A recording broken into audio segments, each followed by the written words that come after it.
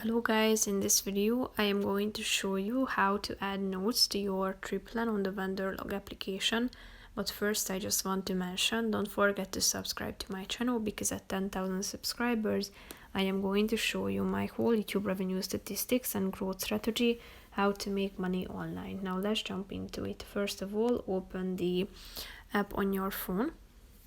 Click on the profile button down below in the right side corner and then click on trip plans in the middle of the screen. Then click on a trip, and after that tap on the overview button in the middle, and you should wait a few seconds till it loads. You should scroll down to the notes section and tap on this white box to type in your general notes, whatever you would like to type it in.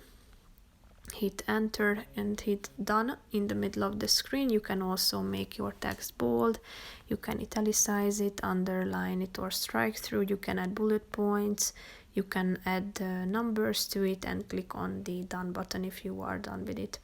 If you tap on the more button, you can edit the section heading or delete the section too.